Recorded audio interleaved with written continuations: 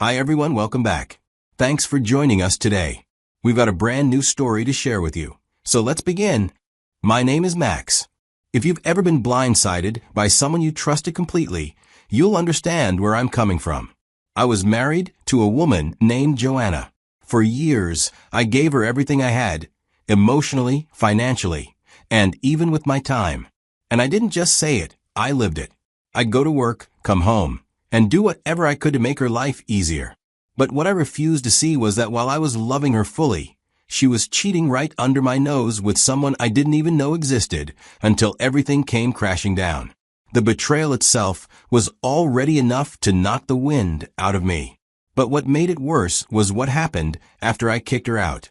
Her affair partner showed up at my door.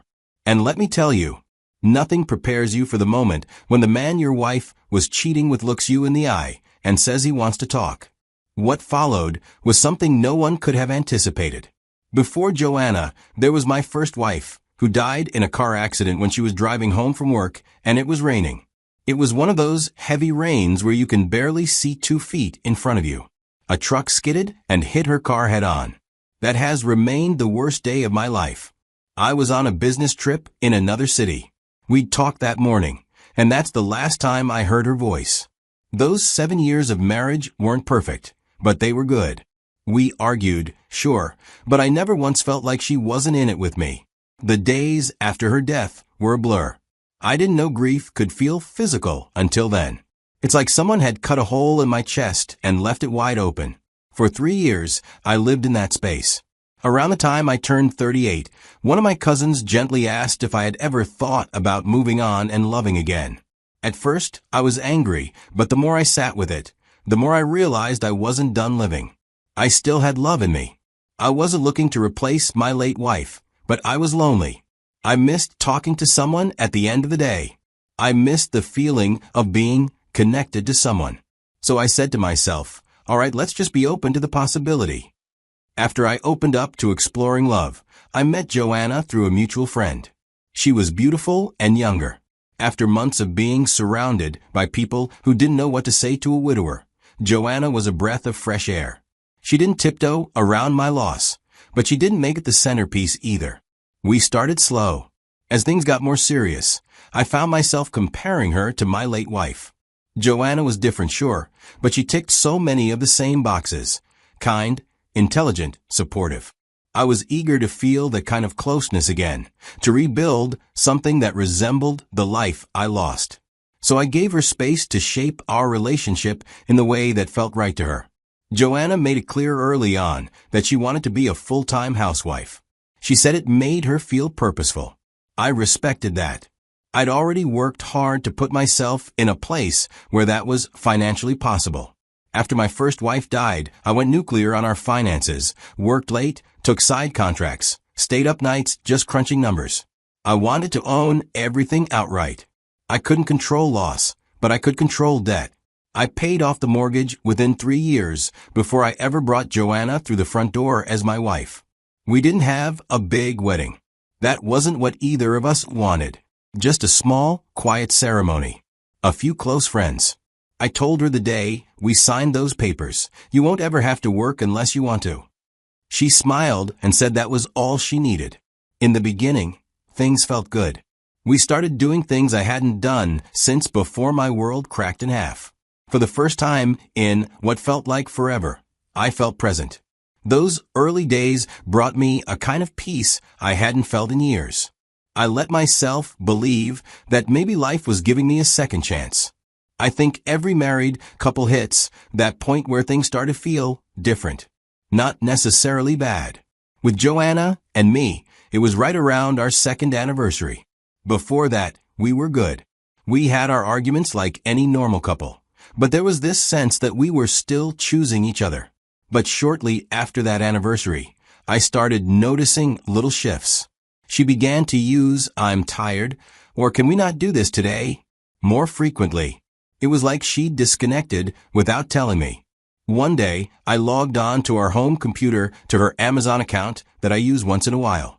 I intended to order a drill machine, but when I checked the order section, I saw she had ordered a couple of mail items in the past months, and they clearly weren't for me, because I never got any of the things I saw as a gift or anything. At first, I didn't overthink it. I assumed maybe she was getting gifts for her brother or a cousin. But I still decided I will ask who she got those mail items for. And when I asked her about it, she immediately went cold. She got angry. She looked me dead in the eye and said, "Do I look like someone who would cheat on you?" I was speechless. I hadn't even used the word cheat. I didn't say anything close to that. But she did. I remember thinking, where did that come from? I even tried to backpedal and explain myself, but she cut the conversation off right there, like I'd crossed some unforgivable line. That was the first time the word cheating even entered my thoughts. After that conversation, I knew better than to bring it up again. Joanna made it clear she didn't want to talk, and pushing her would only make things worse. So I let it go, or at least I pretended to. But her behavior in the days that followed got me thinking. She stayed withdrawn, barely speaking unless necessary. She started sleeping with her phone under her pillow, something she'd never done before. And any time a notification popped up, she'd lunge for it like it was a ticking time bomb. I know what it feels like when someone's hiding something. Her entire demeanor screamed guarded. Then we started having arguments, petty, unnecessary ones. It was obvious she was trying to create a reason to be angry, like she needed to justify the way she was acting. My gut told me something deeper was going on. And the thing about instincts? They don't go away when you ignore them. They get louder. One afternoon, I came home earlier than usual. Joanna was passed out on the couch, deep asleep, her phone still in her hand with a video playing. Some YouTube cooking thing, I think. The screen hadn't locked yet. It felt like a moment I wasn't supposed to have, but I took it. I sat down quietly, picked up the phone, and started checking. The gallery looked clean. Nothing weird in the photos. But the messages? That's where it got concerning. Every single conversation looked like it had started after the day I asked about the Amazon orders. Even chats with her sister and mom were freshly restarted. Like she'd deleted everything and started over. One message, though, stood out. It was from an unknown number. The text said something like, "You always overthink." I didn't say that, which didn't make sense by itself. It was clearly a reply to something that had been deleted. I scrolled up, nothing. Just that reply. That's when I knew for sure. I was looking at the remnants of a conversation she didn't want anyone to see. Then I checked the call logs.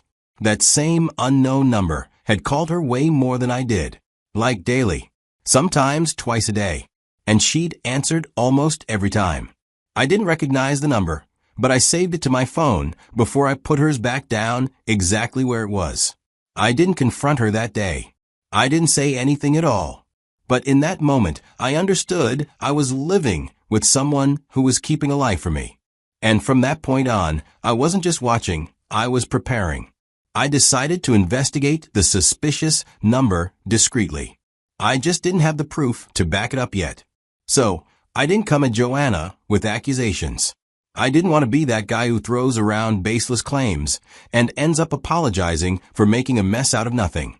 When I started digging, to my surprise, I found out the number was linked to a neighbor, one I barely ever spoke to. We'd exchanged maybe 2 words in passing since they moved in. I didn't have his number. That discovery alone made my stomach turn. It wasn't hard proof of anything, but it troubled me. Suddenly, I couldn't ignore the signs I'd been brushing off. I thought about confronting her just to see how she'd react. Maybe she'd fumble or she'd lie, and I'd catch it. But I didn't want to be wrong and end up being the bad guy. If she pulled out some innocent explanation, like it was a mix-up or someone else entirely, I'd look like a paranoid fool. So instead, I did something quiet. I swapped out our regular doorbell for one with a built-in camera. I didn't tell her. I just installed it. At the same time, I made another choice. We had been trying for a baby. Once I had a suspicion of infidelity, I stopped being intimate with her. It was partly self-protection, partly strategy. I didn't want to be tied to something permanent if this was heading toward a truth I couldn't ignore. Over the next few weeks, the doorbell camera did its job. It didn't catch anyone coming to the house, but it recorded something else. Joanna leaving during the day. Not just once or twice. Almost daily. She'd head out in the late morning or early afternoon and come back a couple of hours before I got home. When I asked her casually what she did all day, she'd say, "Oh, I was just here, doing chores, catching up on Netflix." She said it like she hadn't been out at all. Meanwhile, I had the footage, time-stamped and clear. But I didn't let on or react. I nodded and pretended I believed her. I kept it up for a month. All the times she went out, I logged the time. But still, I hadn't seen who she was meeting or where she was going. So I took the next step. I hired a private investigator. A week later, he called me. He said he'd followed her, taken photos. He showed me exactly where she was going. Grocery runs, yes. But more than that, she was walking over to my neighbor's house, the one whose number I'd found. Turns out the guy had quit his job months ago and was now running some business from home, and his wife usually left for work around the same time Joanna left home. That gave them the perfect setup. A quiet house with no eyes. The photos were clear. No way to explain it away. That was the moment I stopped wondering and stopped hoping I was wrong. My gut had been trying to tell me something for weeks. And now, I had the proof in my hand. I came home that day with a heaviness in my chest that I can't quite describe. I already knew the truth, but I needed to look her in the eye and hear how far she'd go to protect the lie. Joanna was sitting in the living room, scrolling through her phone like usual.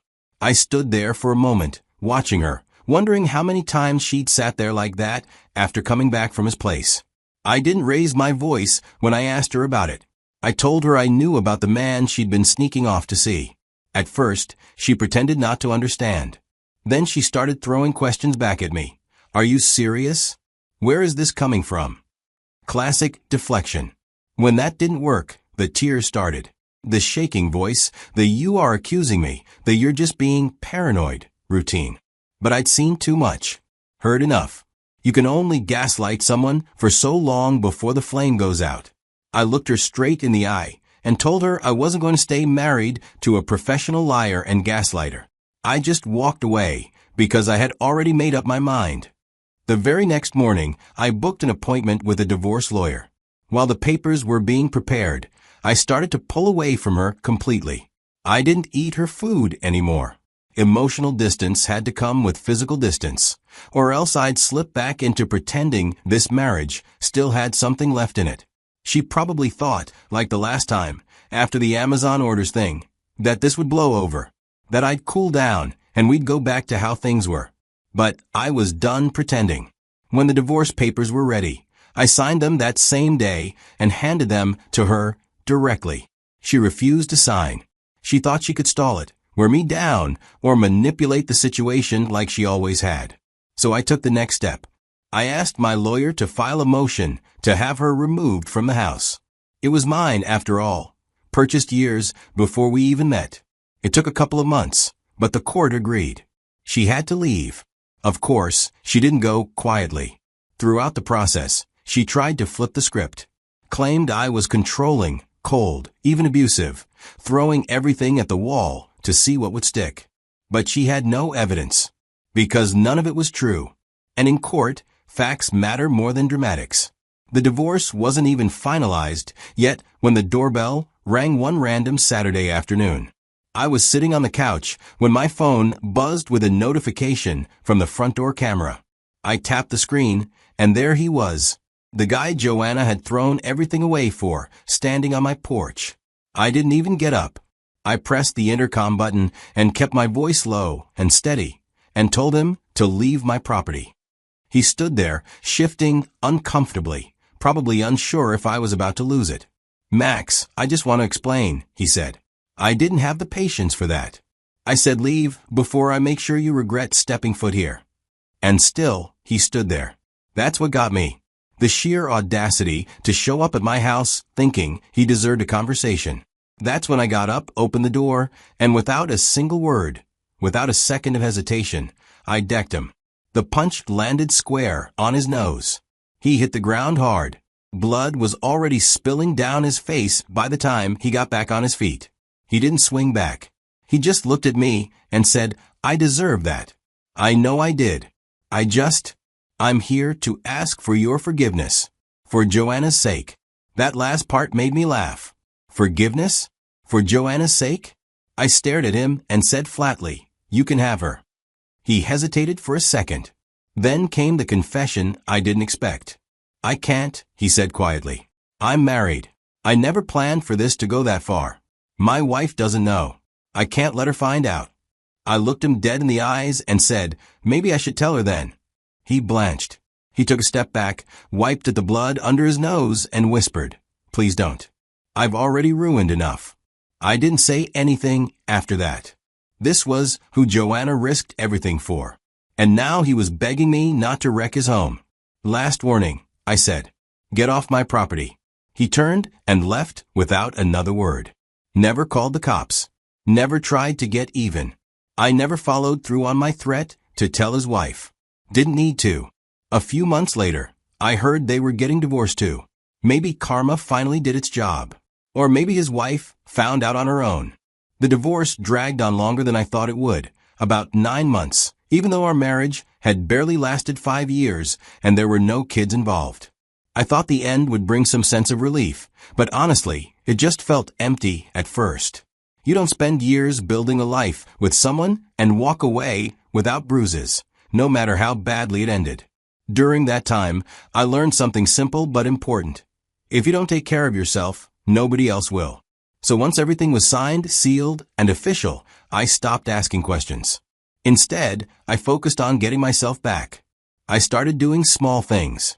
And now, when people ask me if I'll ever remarry, I tell them plainly, no. Once you see how fragile trust is, once you feel what it's like to be lied to by the person you trusted most, you start to understand the price of blind hope. And I'm not willing to pay that price again. I didn't see it coming, and I don't think I ever really prepared myself for the kind of hurt that followed. If you've been through something like this, then, it's about picking up the pieces slowly, one by one, when no one's watching. I've chosen to live life on my own terms now. But marriage? That door's closed. I've got nothing against people who still believe in it. It's just not for me anymore. Not after everything. Thank you for listening.